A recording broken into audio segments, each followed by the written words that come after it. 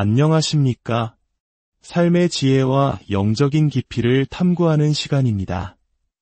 우리는 살아가면서 수많은 질문을 던지지만 그 중에서도 가장 근원적인 질문이 있습니다. 바로 신은 누구인가? 그리고 나는 그 신과 어떤 관계를 맺고 있는가? 하는 질문입니다. 오늘 우리는 이 깊은 질문에 대한 답을 찾아가는 여정을 떠나보려 합니다. 오늘 이야기가 여러분의 마음에 큰 울림과 평안을 준다면 구독과 좋아요를 통해 이 은혜로운 메시지를 더 널리 나누는 일에 동참해 주시길 부탁드립니다. 여러분의 작은 참여가 누군가에게는 삶을 변화시키는 큰 빛이 될 수 있습니다. 여러분의 삶에 하나님의 평강이 가득하기를 기도하며 오늘의 이야기를 시작하겠습니다. 만약 우리가 따뜻한 커피 한 잔을 앞에 두고 마주 앉아 제가 당신에게 하나님은 어떤 분이신가요? 라고 묻는다면 여러분은 어떤 대답을 하시겠습니까?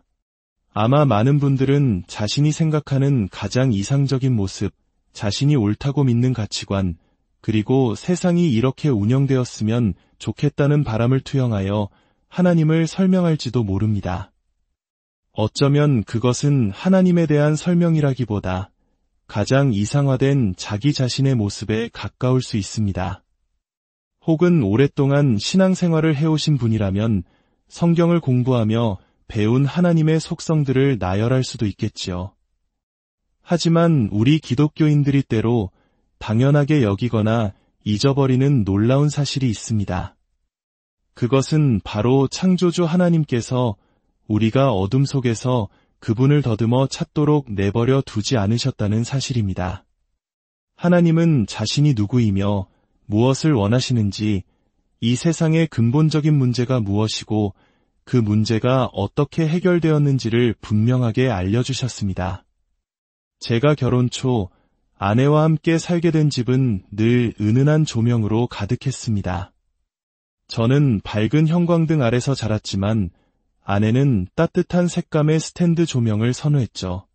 그래서 저는 종종 어두운 방 안에서 스위치를 찾기 위해 벽을 더듬거려야 했습니다.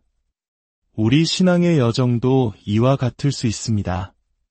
하지만 기독교 신앙의 핵심은 우리가 더 이상 어둠 속에서 헤맬 필요가 없다는 기쁨의 선포입니다. 우리는 추측하는 것이 아니라 하나님께서 직접 자신을 드러내신 계시 위에 우리의 삶을 세워나갑니다. 우리는 우리의 모든 것을 걸고 그 진리를 믿습니다. 이것이 얼마나 큰 은혜인지 잠시 고대 아시리아의 한 기도를 통해 느껴보았으면 합니다. 이 기도는 예수님께서 이 땅에 오시기 약 700년 전인 기원전 600년대에 기록된 것으로 추정됩니다. 모든 신에게 드리는 기도라는 제목이 붙은 이 기도의 내용은 이러합니다. 오, 주님의 분노가 저를 향해 가라앉기를. 제가 알지 못하는 신이시여, 저를 향한 노여움을 푸소서. 제가 알지 못하는 여신이시여, 저를 향한 노여움을 푸소서. 제가 알거나 알지 못하는 신이시여, 저를 향해 잠잠하소서. 저의 죄가 너무나 많고 제가 저지른 허물은 너무나 큽니다. 실로 저는 제가 무슨 죄를 지었는지 알지 못합니다. 제가 먹어서는 안 될 것을 먹었는지, 밟아서는 안 될 곳을 밟았는지조차 알지 못합니다. 주께서 분노 속에 저를 보셨고 신께서 진노 속에 저와 마주하셨습니다. 제가 알거나 알지 못하는 신께서 저를 억압하시고 고통을 주셨나이다. 언제까지입니까? 인간은 어리석어 아무것도 알지 못합니다. 이 땅의 모든 인간이 선을 행하는지 악을 행하는지 어찌 알겠습니까? 그는 알지 못합니다. 오, 주님, 당신의 종을 버리지 마소서. 그는 지금 깊은 수렁에 빠졌으니 그의 손을 잡아주소서. 여러분, 이 기도 속에서 깊은 절망감이 느껴지십니까? 그는 무엇이 옳고 그른지, 내 자신이 죄책감에 시달리는지 알지 못합니다. 그저 막연한 죄책감과 고통 속에서 신인지 여신인지 아니면 어떤 미지의 에너지인지 모를 존재를 향해 부르짖고 있을 뿐입니다. 그는 자신이 수렁에 빠져 있다고 느끼지만 누가 자신을 건져줄 수 있는지 알지 못합니다. 그러나 우리 기독교인들은 단호하게 말합니다. 아닙니다. 우리는 압니다. 우리는 무엇이 금지된 것인지, 무엇이 우리를 더럽히는지 압니다. 우리는 고통이 어디에서 오는지, 그리고 구원이 어디에 있는지 분명히 압니다. 우리가 어떻게 그 깊은 수렁에서 건져져 반석 위에 설 수 있는지를 압니다. 왜냐하면 하나님께서 친히 자신을 우리에게 보여주셨기 때문입니다. 하나님은 스스로 자신을 정의하시는 유일한 분입니다. 우주에서 그 누구도 아닌 오직 하나님만이 스스로를 정의하십니다. 조금 더 직설적으로 말하자면 하나님에 대한 당신의 의견은 중요하지 않습니다. 이것이 진실입니다. 우리는 끊임없이 하나님을 우리 자신의 틀에 맞춰 정의하려 합니다. 각 시대의 문화와 가치관을 하나님께 덧씌우고 하나님이 어떻게 행동해야 하는지, 무엇을 사랑하고 무엇을 미워해야 하는지를 가르치려 듭니다. 그렇게 함으로써 우리는 결국 우리 자신의 형상대로 하나님을 만들고 맙니다. 하지만 하나님은 우리가 마음대로 빚어낼 수 있는 개념이 아닙니다. 하나님은 그저 존재하십니다. 그분은 사람을 두려워하지 않으시며 그 어떤 외부의 힘도 그분의 뜻이나 사랑, 행동을 좌우할 수 없습니다. 나는 그런 신은 섬길 수 없어라고 말한다 해도 하나님은 변하지 않으십니다. 오히려 상처받는 것은 우리 자신일 뿐입니다. 하나님은 21세기의 사람들이 나를 마음에 들어 하지 않는군. 그럼 그들이 원하는 모습으로 바뀌어 주어야겠다라고 말씀하시는 분이 아닙니다. 하나님은 하늘에 계시며 그분이 기뻐하시는 모든 것을 행하시는 분입니다. 오늘부터 우리는 하나님의 비공유적 속성에 대해 함께 나누고자 합니다. 이는 오직 하나님만이 가지신 우리 인간은 결코 가질 수 없는 고유한 특성들을 의미합니다. 예를 들어 하나님은 시간과 공간을 초월하시고 영원하시며 전능하십니다. 이것은 우리가 결코 도달할 수 없는 영역입니다. 그 시작점으로 우리는 하나님께서 모세에게 자신을 처음으로 소개하시는 장면을 살펴보겠습니다. 출애굽기 3장입니다. 하나님의 백성이 이집트에서 노예 생활을 하며 고통받고 있을 때 하나님은 그들의 신음소리를 들으시고 그들을 구원하시기 위해 내려오십니다. 그리고 모세를 부르십니다. 인간적인 눈으로 보면 80세의 모세는 이 사명을 감당하기에 완벽한 인물처럼 보이지만 정작 모세 자신은 과거에 저지른 살인의 죄책감과 수치심에 짓눌려 있었습니다. 그런 그에게 하나님은 자신의 이름을 알려주십니다. 출애굽기 3장 14절과 15절입니다. 하나님이 모세에게 이르시되 나는 스스로 있는 자이니라. 또 이르시되 너는 이스라엘 자손에게 이같이 이르기를 스스로 있는 자가 나를 너희에게 보내셨다 하라. 하나님이 또 모세에게 이르시되 너는 이스라엘 자손에게 이같이 이르기를 너희 조상의 하나님 여호와 곧 아브라함의 하나님, 이삭의 하나님, 야곱의 하나님께서 나를 너희에게 보내셨다 하라. 이는 나의 영원한 이름이여 대대로 기억할 나의 칭호니라. 나는 스스로 있는 자이니라. 히브리어 원문의 의미를 더 살려서 표현하자면 나는 나인 존재다와 같습니다. 하나님은 여기서 자신이 우리와 얼마나 다른 존재인지를 극명하게 보여주십니다. 첫째, 나는 언제나 나 자신이었던 존재다. 즉, 하나님은 변하지 않으십니다. 우리는 계속해서 변하지만 하나님은 결코 변하지 않으십니다. 성숙하거나 발전하실 필요도 없습니다. 그분은 언제나 완전하십니다. 둘째, 나는 다른 것에 의해 규정되지 않는다. 우리는 모두 가족, 사회, 우리가 겪은 상처와 격려 속에서 만들어진 존재입니다. 한국 사회에서 강조되는 정의나 공동체의 문화처럼 우리는 서로에게 깊은 영향을 주고받습니다. 하지만 하나님은 그렇지 않습니다. 셋째, 나는 앞으로도 영원히 나일 것이다. 그분은 과거, 현재, 미래를 아우르는 궁극적인 실제이십니다. 그리고 하나님은 선포하십니다. 이는 나의 영원한 이름이라. 우리는 종종 하나님의 속성 중 사랑을 가장 앞세우곤 합니다. 만약 하나님은 오오이다 라는 빈칸을 채우라고 한다면 90%의 사람들은 아마 사랑이라고 답할 것입니다. 틀린 말은 아닙니다. 하지만 성경 전체를 보면 하나님은 사랑이시다라는 표현은 요한일서에서 단 2번 등장하는 반면 하나님은 거룩하시다라는 선포는 무려 400번 이상 등장합니다. 이것은 하나님의 사랑이 그분의 거룩함에 의해 규정된다는 사실을 보여줍니다. 하나님의 사랑이 그분의 거룩함을 만드는 것이 아니라 그분의 거룩함이 그분의 사랑을 온전하게 만듭니다.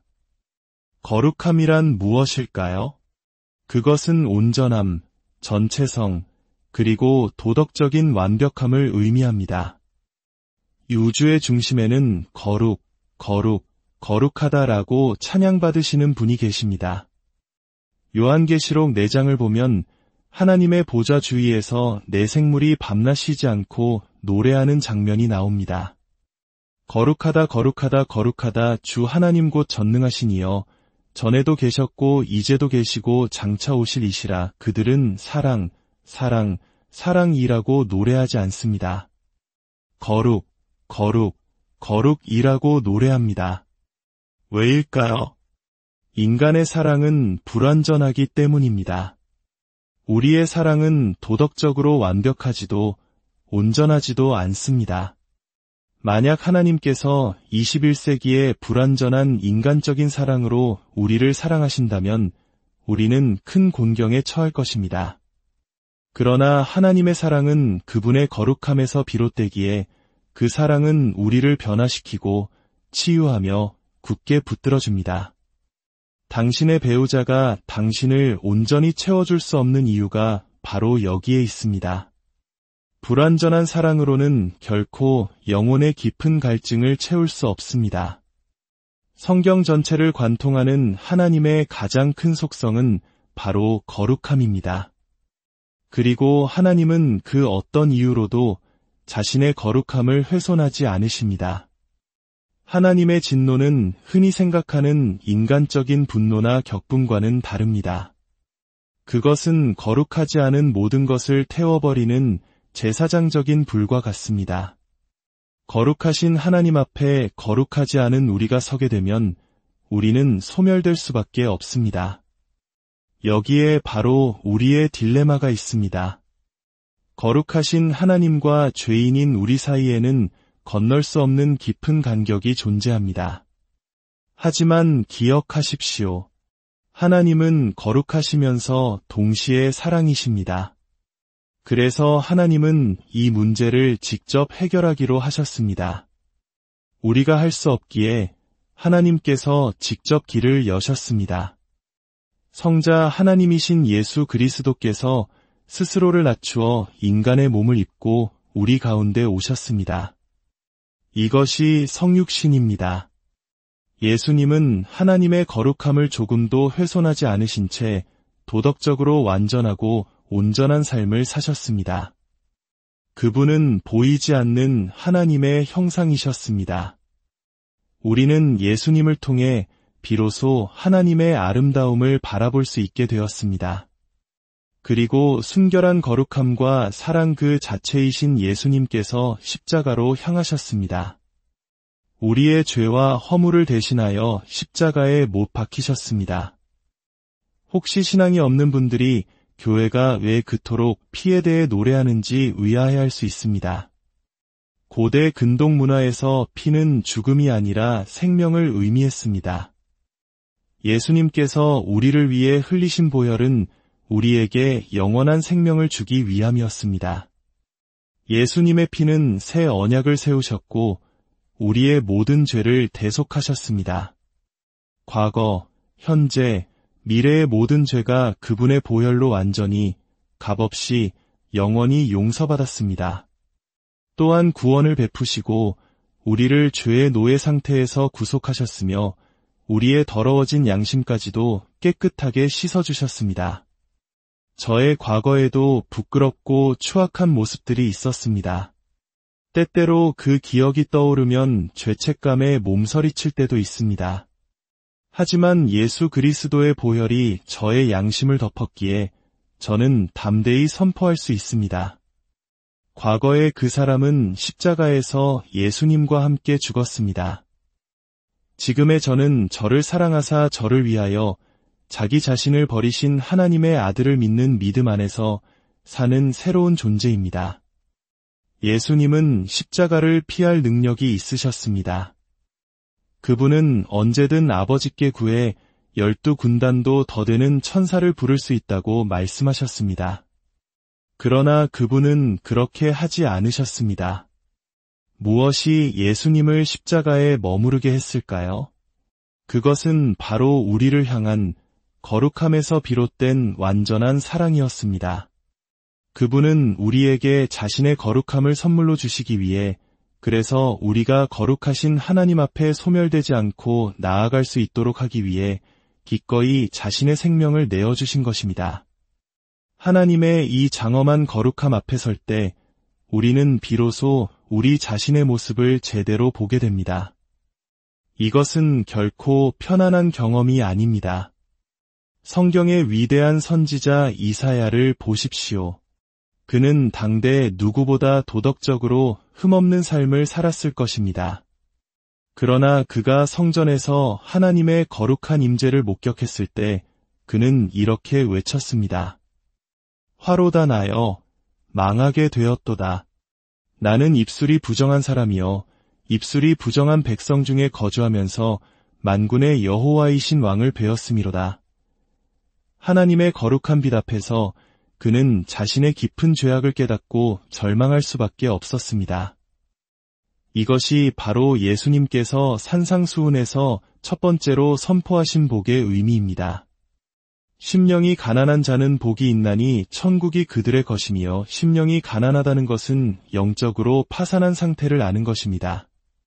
하나님 앞에서 저는 제 힘으로 아무것도 할 수 없습니다. 저의 의로움으로는 이 거룩함의 간격을 메울 수 없습니다. 저는 전적으로 하나님의 은혜가 필요한 파산한 자, 거지와 같은 존재입니다라고 고백하는 것입니다. 이 고백 위에 하나님의 은혜가 부어집니다. 당신의 부정함을 덮고 당신을 거룩하게 만드시는 하나님의 선물이 주어집니다. 이제 우리의 대화가 끝나갈 무렵 마지막 질문을 드리고 싶습니다. 혹시 최근에 자신도 모르는 사이에 하나님을 자기 자신의 형상대로 다시 만들고 있지는 않으셨습니까? 혹시 여러분의 삶에 이 정도는 괜찮겠지 하며 눈 감아주는 죄가 있지는 않으신가요? 하나님이 미워하시는 큰 죄들은 알지만 내가 가진 이 작은 습관이나 죄는 대수롭지 않게 여기고 있지는 않습니까? 만약 그렇다면 우리는 하나님을 우리 자신의 형상대로 우리의 기준에 맞춰 다시 만들고 있는 것입니다. 이 정도는 괜찮다고 생각하는 것은 하나님이 아니라 바로 나 자신입니다. 십자가를 보십시오. 하나님께서 정말 죄를 가볍게 여기시는 것처럼 보이십니까? 하나님은 거룩하신 분입니다. 그분은 어제나 오늘이나 영원토록 동일하신 분이며 시간과 공간을 초월하여 존재하시는 분입니다. 그리고 그 거룩하신 하나님께서 바로 당신에게 믿고 신뢰하는 모든 자에게 거룩함이라는 선물을 주길 원하십니다. 우리의 완고한 마음의 문을 성령께서 두드리실 때 그 음성에 귀 기울이시길 바랍니다. 깊은 수렁 속에서 절망하던 고대 아시리아인의 기도가 아니라 주께서 나를 기가 막힐 웅덩이와 수렁에서 끌어올리시고 내 발을 반석 위에 두사 내 걸음을 견고하게 하셨도다. 라고 노래했던 다윗왕의 찬양이 여러분의 고백이 되기를 소망합니다. 아버지 하나님, 당신의 거룩하심을 찬양합니다. 당신은 어제도 계셨고 오늘도 계시며 영원히 존재하시는 전능하신 주님이십니다. 그 위대하신 하나님께서 우리에게 거룩함의 선물을 주시니 감사합니다. 우리의 완고한 마음을 깨뜨려 주시고 우리가 만든 우상이 아닌 살아계신 참 하나님을 온전히 바라보게 하옵소서. 수렁에 빠진 우리를 건지사 반석 위에 세우시고 우리의 입술에 새로운 찬양을 담아주소서. 이 모든 말씀, 우리를 거룩하게 하시는 우리 주 예수 그리스도의 이름으로